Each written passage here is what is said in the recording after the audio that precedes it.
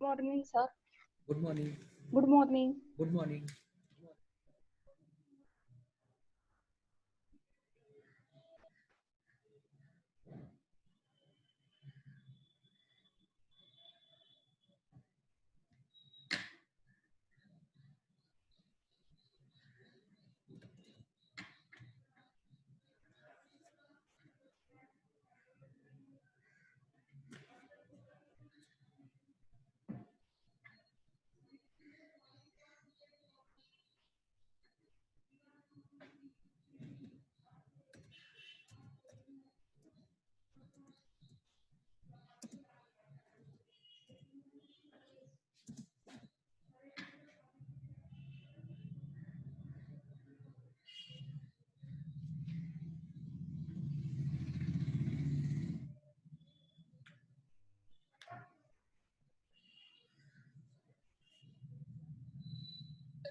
Good morning, sir. Good morning.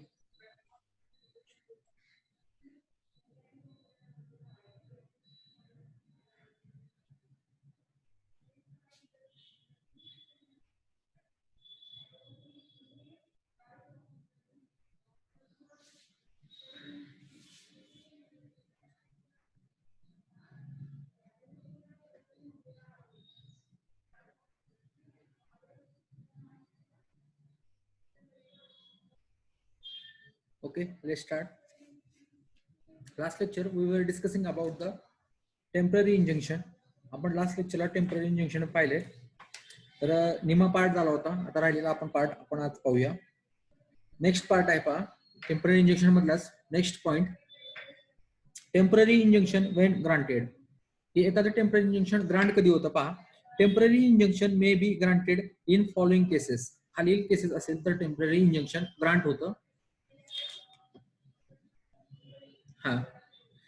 First आहे where any property in dispute in a suit is a danger being wasted, damaged or alienated by the party to suit or wrongfully sold in execution of a decree. जर ती property आहे सूट property आणि त्या सूट प्रॉपर्टीला danger निर्माण झालेला आहे, धोका निर्माण झालेला आहे किंवा वेस्ट होण्याची नुकसान होण्याची शक्यता आहे किंवा डॅमेज तिला नुकसान होण्याची शक्यता आहे किंवा एलिनेटेड किंवा ती तब्दील एक पर्सन दुसऱ्या पर्सनला देण्याची शक्यता आहे, तब्दील होऊ शकेल तिथे होऊ शकण्याची शक्यता आहे किंवा रॉंगफुली सोल्ड किंवा ती प्रॉपर्टी रॉंगफुली सोल्ड किंवा तिथं ती प्रॉपर्टी रॉंगफुली चुकीच्या मार्गाने ते विक्री करण्याची शक्यता आहे, त्यावेळेस तिथं काय होईल टेम्पररी इंजंक्शन ग्रांट होईल. सेकंड कंडिशन आहे वेअर डिफेंडंट थ्रेटन्स.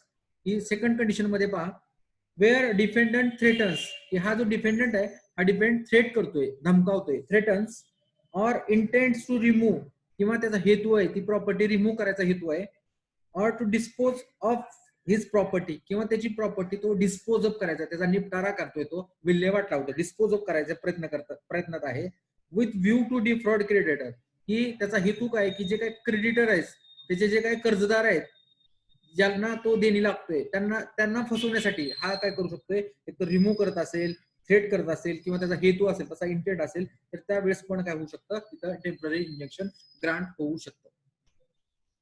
नेक्स्ट आहे where the defendant is about to commit breach of contract. इथं हा डिफेंडंट आहे आणि हा डिफेंडंट काय करतोय ब्रीच ऑफ कॉन्ट्रॅक्ट करतोय, ब्रीच ऑफ कॉन्ट्रॅक्ट और इंजुरी ऑफ एनी काइंड किंवा आणखीन कुठल्याही प्रकारची इंजुरी कॉज करतोय, एकतर ब्रीच ऑफ कॉन्ट्रॅक्ट करतोय किंवा इंजुरी ऑफ एनी काइंड कुठल्याही अदर काइंडची एखादी इंजुरी करत असेल त्यावेळेस मात्र काय होऊ शकतं त्याच्या अगेन्स्ट टेम्पररी इंजंक्शन पास होऊ शकतं. Next chartered high courts have inherent power. काही इनहेरेंट पॉवर्स आहेत, त्या पॉवर्सच्या अनुषंगाने पण हायकोर्ट काय करू शकतं, हायकोर्ट हे इंजंक्शन अदर कोर्टाला किंवा सबऑर्डिनेट कोर्टाला काय करू शकतं इम्पोज करू शकतं. नेक्स्ट आहे कॉन्सिक्वेन्सेस ऑफ डिसओबिंग अँड इंजेक्शन.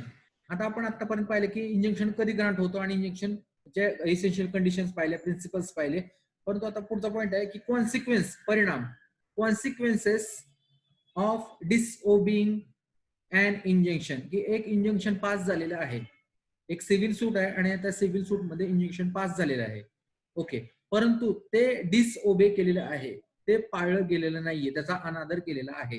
म्हणजे त्या पार्टीच्या अगेन्स्ट टेम्पररी इंजंक्शन कोर्टाने ऑर्डर केली होती, परंतु तो जो काही पर्सन आहे तो पर्सन काय करतोय, डिसओबे करतोय, पाळत नाहीये, डिसओबे करतोय, अनादर करतोय त्या इंजंक्शनचा.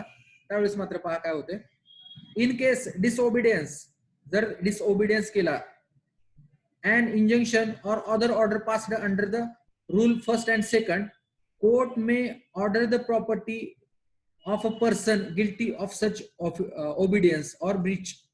तर त्या पर्सनला काय केलं जाईल, गिल्टी, दोषी धरण्यात येईल, गिल्टी, दोषी धरण्यात येईल. त्याचबरोबर डिसओबिडियन्स और Breach, guilty of a such disobedience और ब्रीच, किंवा त्या ब्रीच साठी त्याला, त्या डिसओबिडियन्सला, डिसओबिडियन्स साठी त्याला काय केलं जाईल, गिल्टी धरण्यात येईल. And may also order person to detain in a civil prison, आणि त्या पर्सनला सिव्हिल प्रिझन मध्ये डिटेन करण्यात यावं अशी ऑर्डर केली जाईल. त्या ज्या पर्सनने डिसओबिडियन्स केलेला आहे त्या पर्सनला काय केलं जाईल, सिव्हिल प्रिझन, वर्ड लिहून घ्या, civil prison,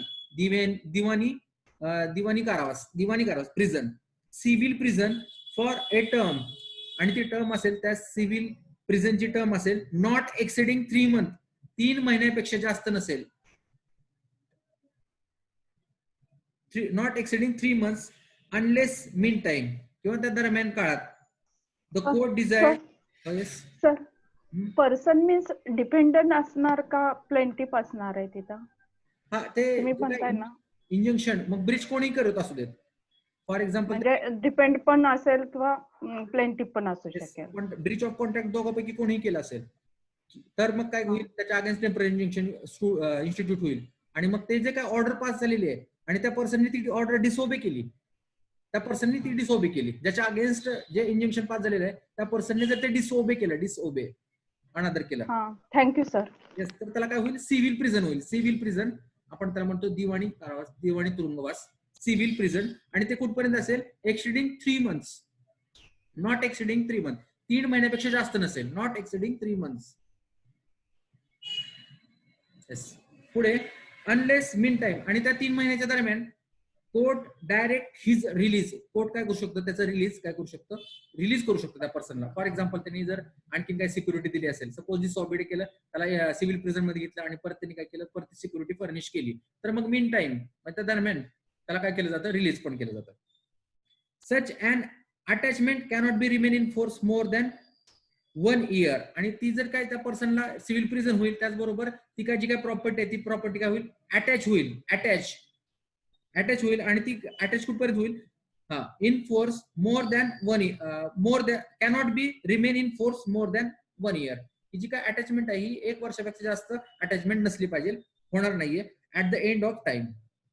if the disobedience for Breach of continuous, आणि सपोज तो जर ब्रीच जो काय डिसओबिडियन्स जर कंटिन्युअस राहिला, इफ द डिसओबिडियन्स, सारखाच तो डिसओबिडियन्स सारखाच नेहमीच करतोय, तो कंटिन्युअसली करतोय, Breach continuous, the property attach, मग ती काय जी प्रॉपर्टी अटॅच केली होती ती प्रॉपर्टी अटॅच बी सोल्ड, ती प्रॉपर्टी काय केली जाईल, सोल्ड केली जाईल, विकून टाकली जाईल, at the of the proceeds, आणि पुढे काय झालंय, प्रोसीड होईल. The court may award such compensation as it think fit, आणि काय होईल की ज्या पर्सनला लॉस सफर झालेला आहे त्या पर्सनला हे कोर्ट कॉम्पेन्सेशन अवॉर्ड करेल, आणि ते कॉम्पेन्सेशन कसं असेल, जसं कोर्टाला थिंक फिट वाटेल, जसं योग्य वाटेल तसं. हे जे काय डिसओबिडियन्स केल्यामुळे ज्या पर्सनचा लॉस झालेला आहे त्या पर्सनला काय केलं जाईल, कॉम्पेन्सेशन दिलं जाईल, आणि कॉम्पेन्सेशन किती असेल, जसं कोर्टाला वाटेल, जसं थिंक फिट वाटेल तसं ते कॉम्पेन्सेशन ह्या पर्सनला दिलं जाईल, की ज्या पर्सनचा लॉस झालेला आहे, कशामुळे, ह्या डिसओबिडियन्स ऑफ टेम्पररी इंजंक्शनच्या ऑर्डरमुळे. पुढे सच अटॅचमेंट, पुढे court may award such thing fit injury partly and pay balance. Next आहे, इथं आपण हा पॉइंट संपवला. नेक्स्ट आहे नोटीस टू अपोजिट पार्टी. आता हे जे काय टेम्पररी इंजंक्शन घ्यायचंय तर त्या टेम्पररी इंजंक्शनचं काय झालं पाहिजे, नोटीस दिलं पाहिजे कोणाला, अपोजिट पार्टीला. फॉर एक्झाम्पल हा प्लेंटिफ सीक करतोय डिफेंडंटच्या अगेन्स्ट टेम्पररी इंजंक्शन, प्लेंटिफ काय करतोय, सीक मिळवतोय टेम्पररी इंजंक्शन, परंतु आता इथं काय असलं पाहिजे, डिफेंडंट पण समोर आला पाहिजे, डिफेंडंटला पण कळलं पाहिजे की त्याच्या अगेन्स्ट काय टेम्पररी इंजेक्शनचा अर्ज दाखल झालेला आहे, या टेम्पररी इंजेक्शनला त्याला पण काय केलं पाहिजे, त्याचं पण म्हणणं ऐकून घेतलं पाहिजे, आणि मगच कोर्टाने ही ऑर्डर पास केली पाहिजे. असं हा रूल सांगतो. परंतु इथं पहा, इथं रूल 3 ते सांगतो मेक्स अँड प्रोव्हिजन. हा रूल 3 काय सांगतो? Makes and provision giving notice, notice दिली पाहिजे, giving notice to opposite party. ह्या अपोजिट पार्टीला काय केलं पाहिजे? नोटीस दिली पाहिजे बिफोर ग्रांटिंग अँड इंजंक्शन. ही इंजंक्शनची ऑर्डर ग्रांट होण्यापूर्वी अपोजिट पार्टीला नोटीस देणं गरजेचं आहे. इन ऑल केसेस, प्रत्येक केसेसमध्ये. ओके, एक्सेप्ट वेअर, काही एक्सेप्शन आहे. Except where it appears that, ही काही असे एक्सेप्शन्स आहेत की तिथं असं दिसून येते appears that the object granted injunction would be defeated by the delay. की अशा काही एक्सेप्शन्स आहेत, अशा काही सर्कमस्टन्सेस आहेत की त्या सर्कमस्टन्सेस मध्ये काय झालेलं आहे, इथं नोटीस न देता पण इंजंक्शन ग्रांट होऊ शकतं. कारण का? इथं कारण सांगितलेलं आहे एक्सेप्ट इट अपियर्स दॅट, तिथं असं दिसून आलेलं आहे ऑब्जेक्ट ग्रांटिंग इंजंक्शन, की इंजंक्शन देण्यापाठीमागचा हेतू काय होईल? Will be defeated by delay. जर डिले झाला असेल तर ते इंजंक्शन देण्याचा हेतू काय होईल? डिफीट होईल. म्हणजे काय होईल? डिफीट म्हणजे पराभूत होईल. म्हणजे फॉर एक्झाम्पल एक पर्सन आहे, सिव्हिल सूट आहे, आणि सिव्हिल सूट मध्ये काय झालेलं? हा प्लेंटिफ आहे. प्लेंटिफने डिफेंडंटच्या अगेन्स्ट काय केलेलं आहे? सिव्हिल सूट दाखल केलेला आहे. परंतु आता हा प्लेंटिफ काय सिक करतोय? टेम्पररी इंजंक्शन सिक करतोय. परंतु टेम्पररी इंजंक्शन सिक करत असताना ज्या गोष्टीसाठी तो टेम्पररी इंजंक्शन सिक करतोय ती गोष्टच नंतर होऊन काय होणार आहे? पेरिशेबल होणार आहे, नाशवंत होणार आहे. म्हणजे नंतर होऊन त्याला टेम्पररी इंजंक्शन घेऊन पण काय फायदा होणार नाही. अशा गोष्टीमध्ये काय केलं जातं? जरी अपोजिट पार्टीला नोटीस नाही दिली तरी पण टेम्पररी इंजंक्शन दिलं जातं. कारण का? की ज्या गोष्टीसाठी टेम्पररी इंजंक्शन सिक करायचे, मिळवायचे, ती गोष्ट उशीर केल्यामुळे नाश पावण्याची शक्यता आहे. उशीर केल्यामुळे. म्हणून त्या गोष्टीचा, त्या टेम्पररी इंजंक्शनला कसं केलं जातं? अपोजिट पार्टीला नोटीस न देताच ह्या प्लेंटिफचंच म्हणणं किंवा ह्या पार्टीचंच म्हणणं ऐकून घेतलं जातं आणि टेम्पररी इंजंक्शन ग्रांट केलं जातं. बेसिक रूल आपल्याला सांगतो दोन्ही असणं गरजेचं आहे. परंतु हा एक सेक्शन काय सांगतं की हे जर उशीर लावला आपण तर ती जी काय गोष्ट आहे टेम्पररी इंजंक्शन मिळवायची ती काय होईल? डिफीट होईल, नाश पावेल, डिफीट होईल. Okay, where a court does a grant injunction, काय ठिकाणी काय सर्कमस्टन्सेस मध्ये कोर्ट काय करू शकतं? इंजंक्शन ग्रांट करू शकतं. इंजंक्शन ग्रांट करू शकतं विदाउट नोटीस न देता पण कोर्ट काय करू शकतं? इंजंक्शन ग्रांट करू शकतो. तू जर अपोजिट पार्टीला नोटीस न देता पण इंजंक्शन ग्रांट केलं जातं. त्याला म्हणलं जातं एक्स पार्टे, एकतर्फा ex parte. It must be record reasons, आणि त्या कोर्टाने ते एक्स पार्टे इंजंक्शन का ग्रांट केलेलं आहे त्याचे काय केले पाहिजे? रेकॉर्ड ऑफ रिझन्स, की ते कुठल्या कारणास्तव काय केलेलं आहे हे टेम्पररी इंजंक्शन नोटीस न देता ग्रांट केलेलं आहे, ह्याची कारण तिथं त्या ऑर्डर मध्ये लिहिणं गरजेचं आहे त्या कोर्टाला. इट्स ओपिनियन, त्यांचं ते का ओपिनियन झालं? That the object granting injunction would be defeated by delay. जे काय ऑब्जेक्ट होता तो जर ऑब्जेक्ट डिले केला असेल तर तो ऑब्जेक्ट सीक करता येणार नाहीये. टेम्पररी इंजंक्शनचा जो ऑब्जेक्ट आहे तो जर डिले झाला असेल, उशीर झाला असेल तर तो टेम्पररी इंजंक्शनचा काही अर्थ राहणार नाही. म्हणून काय केलं जातं? Without notice to the opposite party court can pass an order of temporary injunction without giving the notice to the opposite party. आता खालील काही गोष्टी आहेत त्या संदर्भात आहेत पहा. To deliver opposite party.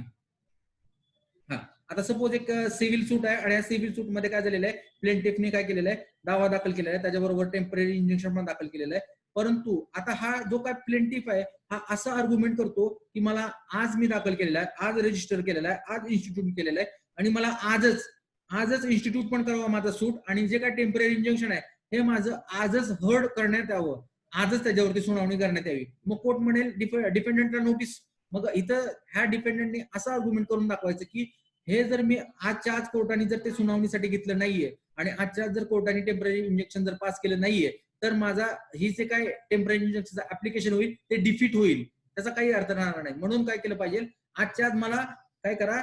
Temporary injunction allowed करा, असा आर्ग्युमेंट करेल तो प्लेंटिफ. मग आता कोर्ट काय करेल? ते रेकॉर्ड ऑफ रिझन करेल की एक त्याच का म्हणणं ऐकून घेण्यात यावं, हे त्याचं म्हणणं ऐकून घेतलं जाईल. त्याचबरोबर जर कोर्टाला डीम्स फिट वाटले की खरंच इथं टेम्पररी इंजंक्शन एक्स पार्टे देण्याची गरज आहे किंवा एक्स पार्टे देण्यासाठी ह्याची केस फिट बसते किंवा प्रॉपर आहे तर ते एक्स पार्टे इंजंक्शन पण ग्रांट करेल कोर्ट. परंतु एकदा का एक्स पार्टे इंजंक्शन कोर्टाने ग्रांट केलं तर मग पुढे काय केलं जाईल? की ते जे काय एक्स पार्टे इंजेक्शन केलेलं आहे टेम्पररी इंजेक्शन ते डिलिव्हर टू ऑपोजिट पार्टी. ती जी काय ऑर्डर आहे ती ऑर्डर काय केली जाईल, दुसऱ्या पार्टीला डिलिव्हर केली जाईल. To deliver the opposite party, opposite पार्टीला डिलिव्हर केली जाईल. To send to him by registered post. आणि ती जी काय ऑर्डर आहे ती ऑर्डर कशी त्या डिपेंडंटला पोस्ट केली पाहिजे, रजिस्टर्ड पोस्टने, रजिस्टर्ड पोस्ट. त्याचबरोबर कशी, immediately after order granting of injunction. किंवा ती इंजंक्शन ग्रांट केलेली जी ऑर्डर कधी पास केली, तात्काळ पास केल्या केल्या लगेच काय केलं पाहिजे, त्या डिफेंडंटला रजिस्टर्ड पोस्टाने काय केलं पाहिजे, ती पोहोचवली पाहिजे, कळवली पाहिजे. हा, registered immediately after the granting the injunction has been made. आणि त्याचबरोबर a copy of application of injunction. आणि त्या ऑर्डर बरोबर त्या इंजंक्शनची कॉपी पण असली पाहिजे. त्या ऑर्डर बरोबर त्या इंजंक्शनची कॉपी पण असली पाहिजे टुगेदर. आणि त्या कॉपी बरोबर बघा, ऑर्डर, इंजंक्शनचं ऍप्लिकेशन आणि त्याच्याबरोबर copy of affidavit, copy of affidavit filed in support of application. आणि हे जे काय ऍप्लिकेशन फाईल केलं होतं, त्या ऍप्लिकेशन फाईल करण्यासोबत जे काय ऍफिडेव्हिट होते, copy of affidavit, interim application, temporary इंजंक्शनचं ऍप्लिकेशन, त्याच्याबरोबर ऍफिडेव्हिट त्याची पण कॉपी. त्याचबरोबर कॉपी ऑफ अ प्लेंट, की जो सिव्हिल सूट होता, जो प्लेंट होता, प्लेंट, तो प्लेंटची कॉपी पण.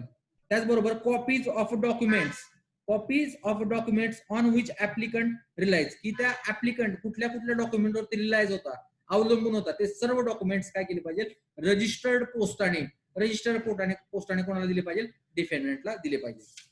And to file the day on which injunction is granted on day immediately following that day, की त्याच डेला, इंजंक्शन ज्या दिवशी ग्रांट झालेलं त्याच दिवशी काय, or day immediately following that day, किंवा त्याच्या, हे सपोज आज जर ते एक्सपार्टे इंजंक्शन, एक्सपार्टे टेम्पररी इंजंक्शन आज जर पास झालं असेल, तर नेक्स्ट डेला किंवा आजच काय केलं पाहिजे, रजिस्टर पोस्टाने खालील डॉक्युमेंट संदर्भात त्या डिफेंडंटला काय केलं पाहिजे, कळवण्यात आलं पाहिजे. त्याचबरोबर पुढे and affidavit stating such copies has been delivered or sent. आणि ह्या प्लेंटिफने डिफेंडंटला खालील कागदपत्राची पूर्तता केलेली आहे रजिस्टर्ड पोस्टाने, असं ऍफिडेव्हिट पण प्लेंटिफनी परत कोर्टात सादर करायचं. सो अँड सो ऍप्लिकेशन होतं, सो अँड सो ऍफिडेव्हिट होतं, सो अँड सो डॉक्युमेंट्स होते की ज्याच्यावर मी रिलायड होतो, हे सर्व मी रजिस्टर्ड पोस्टाने डिफेंडंटला मी काय केलंय, पास केलेलं आहे किंवा पाठवलेलं आहे. त्याचं ऍफिडेव्हिट परत प्लेंटिफने परत कोर्टात सादर केलं पाहिजे. And affidavit stating such copies have been send, मी सेंड केलेले आहेत त्याला, सेंड, डिलिव्हर्ड ऑर सेंड, किंवा डिलिव्हर्ड केले किंवा सेंड केले, असा ऍफिडेव्हिट परत प्लेंटिफने कोर्टाला सादर करायचं. However, when an injunction has been granted without giving notice to the opposite party, court must endeavor to finally dispose of application within 30 days. आणि सपोज हे जर एक्सपार्टे जर ऍप्लिकेशन पास केलं असेल, टेम्पररी इंजंक्शन पास केलं असेल, तर ते जे काही ऍप्लिकेशन आहे टेम्पररी इंजंक्शनचं, ते टेम्पररी इंजंक्शनचं ऍप्लिकेशन कमीत कमी कोर्टाने काय केलं पाहिजे, विदिन 30 डेज, 30 दिवसाच्या आत ते डिस्पोज ऑफ, त्याचा निकाल दिला पाहिजे, त्याचा निपटारा केला पाहिजे. विदिन 13 डेज, 30 दिवसाच्या आत, 30 days, a date on which injunction is granted, की ज्या दिवशी ते इंजंक्शन पास केलेलं आहे त्या दिवसापासून 30 दिवसाच्या आत ते ऍप्लिकेशन चाललं पाहिजे किंवा त्याचा निपटारा, त्याची ऑर्डर केली पाहिजे. And where it is unable to do it must be record reason for such inability. आणि सपोज ते 30 दिवसाच्या आत जर झालं नाहीये डिस्पोज ऑफ ते ऍप्लिकेशन, तर ते का झालं नाहीये 30 दिवसाच्या आत, त्याचं रेकॉर्ड पण, रिझन पण काय केले पाहिजे, रेकॉर्ड केले पाहिजे त्या कोर्टाने. Yes. Then next point, next important point, discharge or variation of order of injunction. वर्डच आहे बघा, डिस्चार्ज म्हणजे एक इंजंक्शन पास केलेलं आहे आणि ते इंजंक्शन डिस्चार्ज पण होऊ शकतं, संपुष्टात पण होऊ शकतं, किंवा व्हेरिएशन, किंवा एक इंजंक्शन ऍप्लिकेशन आहे आणि ते इंजंक्शन ऍप्लिकेशन मध्ये व्हेरिएशन, बदल पण होऊ शकतात ऑफ इंजंक्शन, की जी काय ऑर्डर होती इंजंक्शनची ती एकतर डिस्चार्ज होती किंवा त्यामध्ये व्हेरिएशन होतं. Rule 4 lays down that order of an injunction, की जी काय ऑर्डर झालेली आहे इंजंक्शनची ती मे बी डिस्चार्ज, ती डिस्चार्ज होऊ शकते, मे बी डिस्चार्ज, ऑर व्हॅरिड, किंवा ती व्हॅरिड पण होऊ शकते, त्याच्यामध्ये बदल पण होऊ शकतो, ऑर सेट असाइड, किंवा ती रद्द पण होऊ शकते, किंवा ती जी काय टेम्पररी इंजंक्शनची ऑर्डर होती ती ऑर्डर काय होऊ शकते, सेट असाइड पण होऊ शकते. पहा इथे 3 गोष्टी सांगितलेल्या आहेत, एक डिस्चार्ज होऊ शकते, एक तर व्हॅलिड होऊ शकते किंवा सेट असाइड होऊ शकते. By the court on application made, court करू शकतं आणि ते त्या संदर्भात ऍप्लिकेशन केलं पाहिजे कोर्टाला. Made thereto by and party dissatisfied with such order, की त्या ऑर्डरवरती डिससॅटिस्फाईड जी काय असमाधानी झालेली पार्टी आहे दुसरी पार्टी काय करेल, ऍप्लिकेशन करेल आणि ऍप्लिकेशन केल्यानंतर ते हे कोर्ट काय करेल, एकतर ते जे काय टेम्पररी इंजंक्शन दिलेलं होतं ते काय करेल, एकतर डिस्चार्ज करेल, व्हेरिएशन करेल किंवा सेट ऑफ करेल. Further provided that an application for temporary injunction or by any affidavit supporting such application, party knowingly made a false or misleading statement in relation to material particulars and injunction was granted without giving notice of other opposite party, the court may vacate injunction. Vacate काढून घेणे. हे पहा, एक injunction pass केलेलं आहे. आताच उदाहरण दिलं, मागच्या आपण एक्सप्लेनेशनचं उदाहरण घेऊया. एक प्लेंटिफ आहे आणि प्लेंटिफने काय केलेलं आहे, एक सूट फाईल केलेला आहे आणि त्या सूट फाईल करून काय केलेलं आहे, एक्स पार्टे इंजंक्शन घेतलेलं आहे. एक्स पार्टे इंजंक्शन डिफेंडंटच्या अगेन्स्ट. आणि ते एक्स पार्टे इंजंक्शन घेत असताना त्यांनी असं प्लेडिंग केलं की, अशा आर्ग्युमेंट केले की हे खूप गरजेचं होतं, असं त्यांनी आर्ग्युमेंट केलं आणि ते ग्रांट पण करून घेतलं. आणि नंतर कोर्टाच्या लक्षात आलं की that party knowingly made false or misleading statement, की त्या प्लेंटिफने काय केलेलं आहे, नोईंगली माहित असताना काय केलेलं आहे, मिसलिडिंग स्टेटमेंट केलेलं आहे.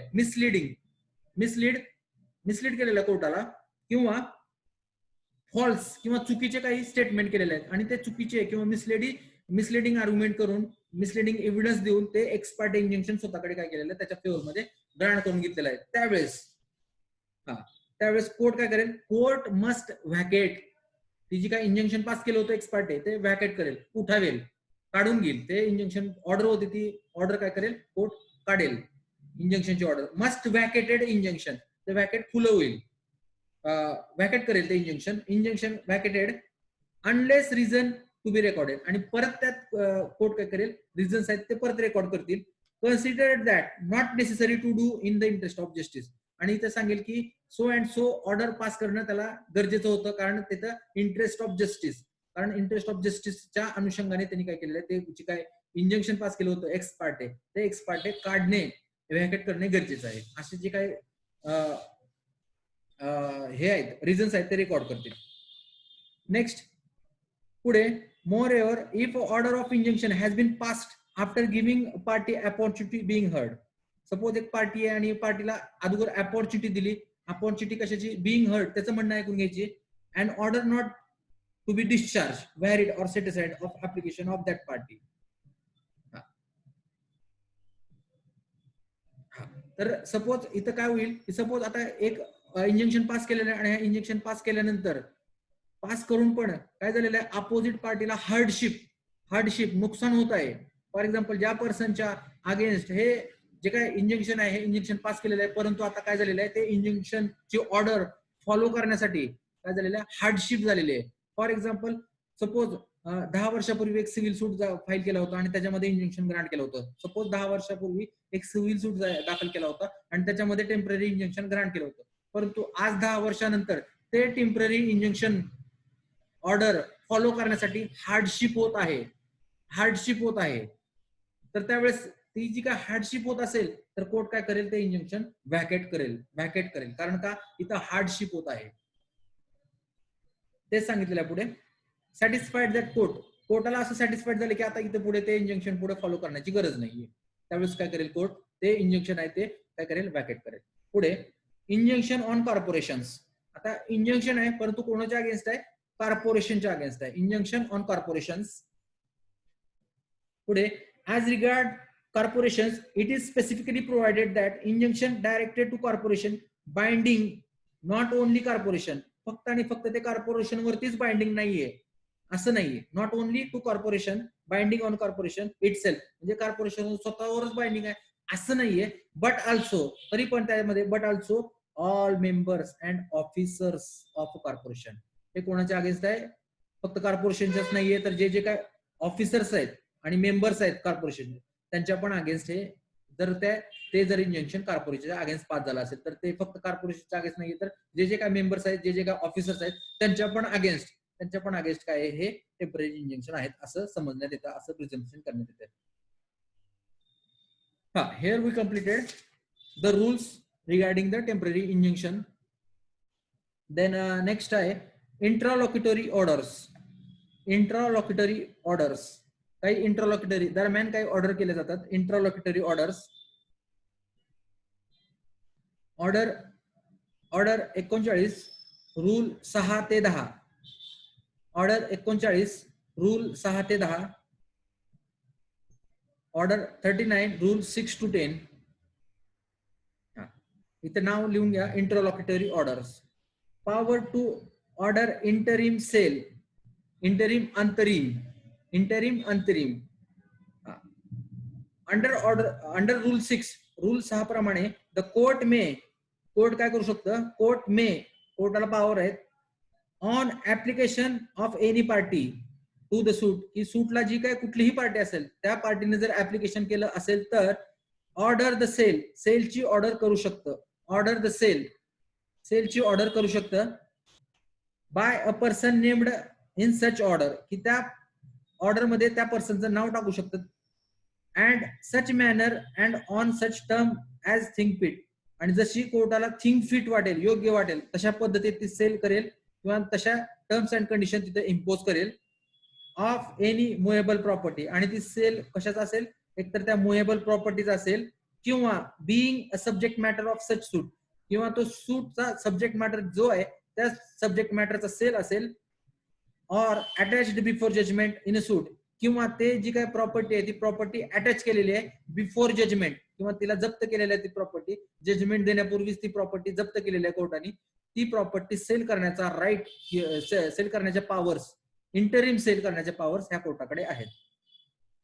Which is subject to speedy and natural decay, आणि कधी कधी ह्या पावर्स कोर्ट काय करू शकतं, स्पीडीली एक्सरसाइज करू शकतं. कारण का, or which for other just and sufficient cause, कारण का तिथं जस्ट आणि सफिशियंट कॉज आहे.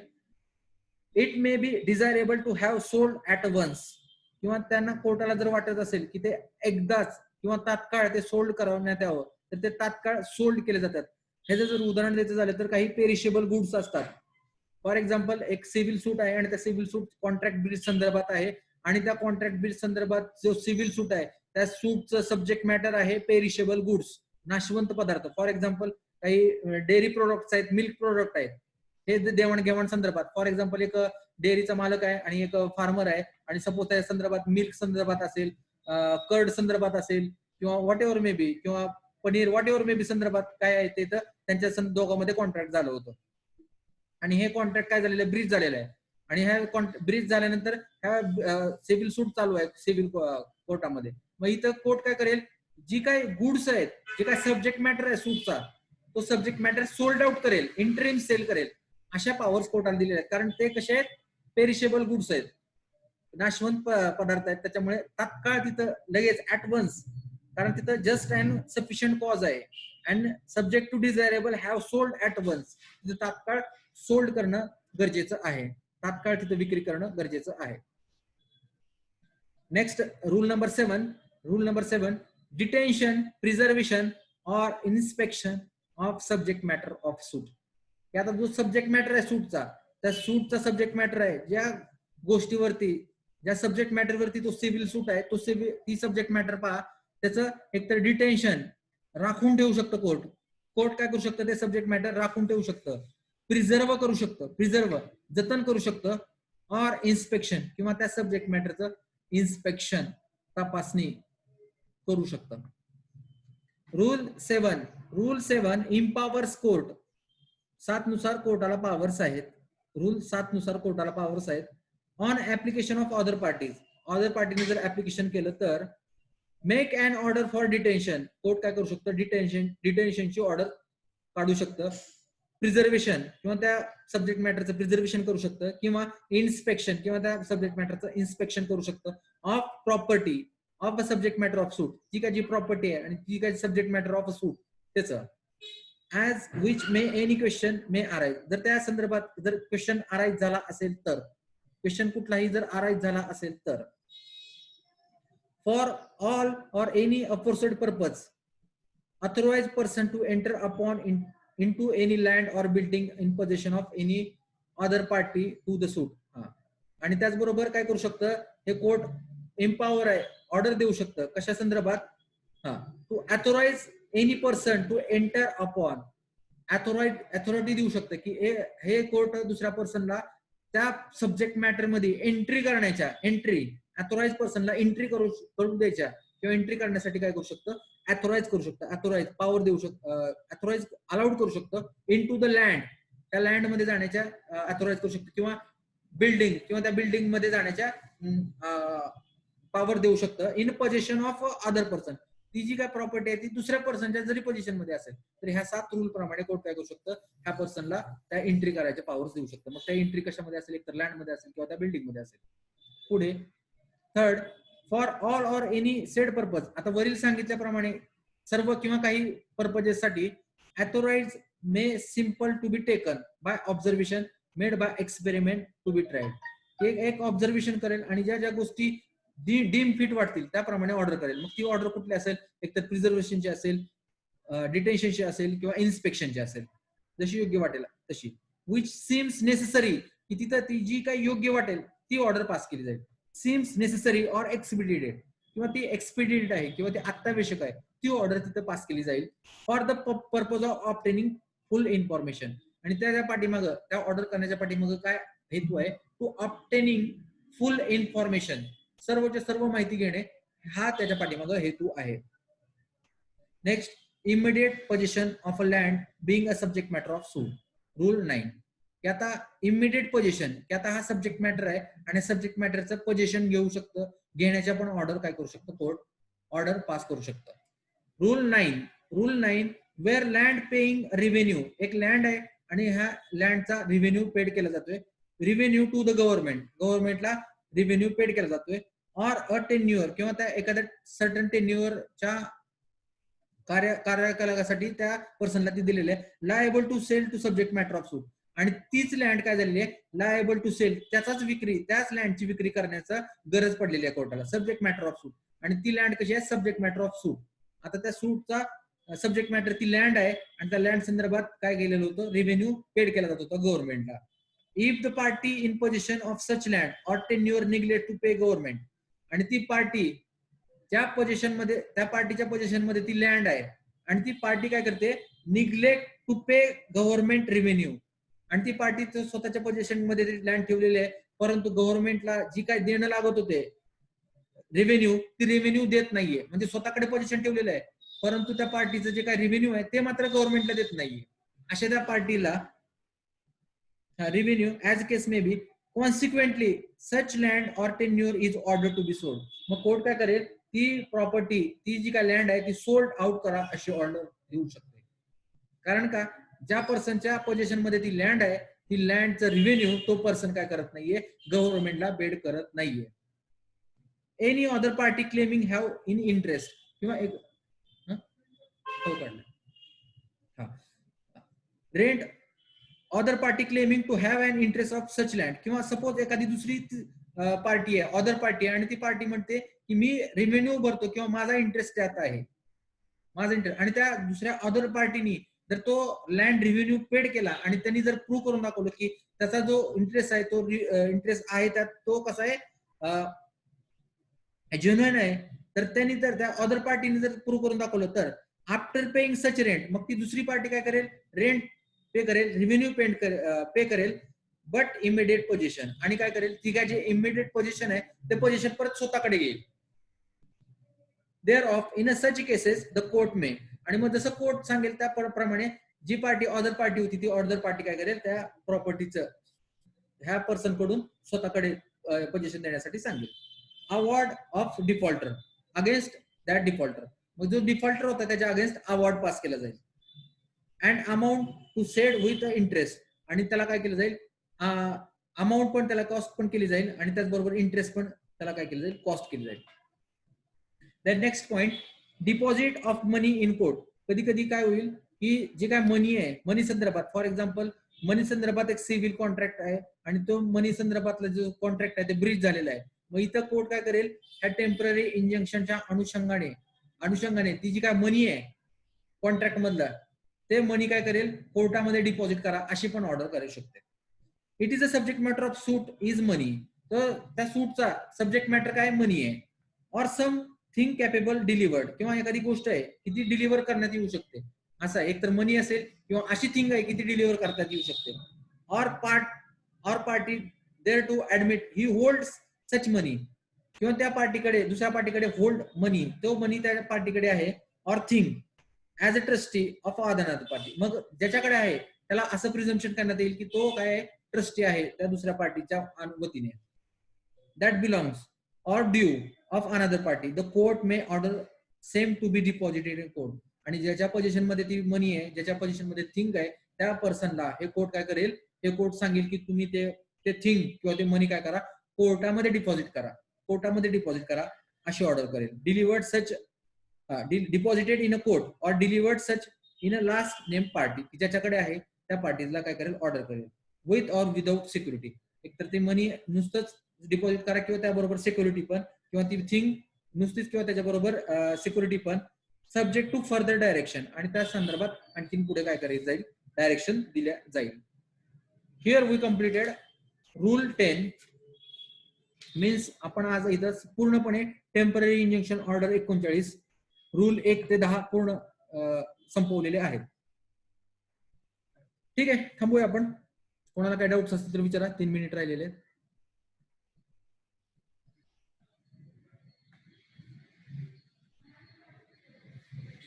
सर, तुम्ही सुरुवातीला सांगितलं होतं व्हेन टेम्पररी इंजेक्शन ग्रांटेड, म्हणजे ह्या फॉलोइंग केसेस मध्ये, म्हणजे 1 to नाही, रूल 4 पर्यंत आणि रूल 6 to 10 पर्यंत ते रूल्स येणार का ह्याच्यामध्ये? पण इथं लिहून घेतलं का तुम्ही? म्हणजे मला कसं म्हणायचंय, रूल जो 6 ते 10 आहे त्या इंटरलॉक्युटरी ऑर्डर्स आहेत. रूल 6 ते 10 इंटरलॉक्युटरी ऑर्डर्स आहेत. आणि टेम्पररी इंजेक्शन ह्या केसेस मध्ये ग्रांटेड केले जातं. कुठले रूल्स, ते रूल किती ते किती आहेत ते साधारण टेम्पररी इंजेक्शनचे, म्हणजे ग्रांटेड होण्यासाठी? 1 ते 5 रूल, 1 ते 5 आणि 6 ते 10 इंटरलॉक्युटरी ऑर्डर्स. थँक्यू.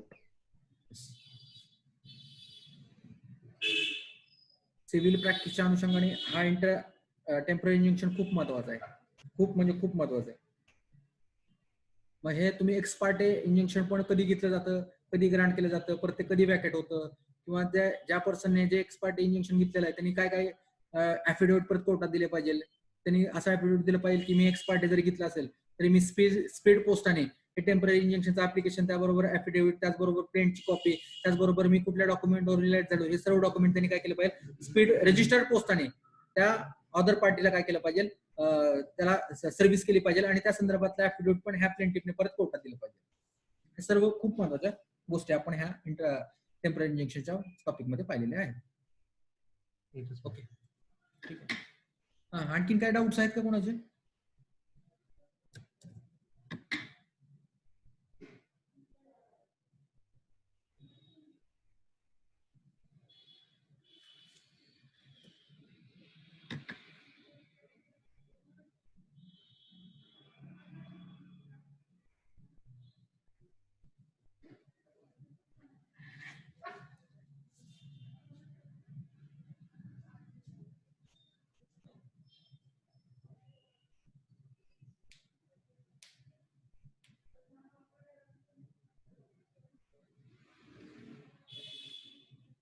चला, कोणालाच डाऊट नाही.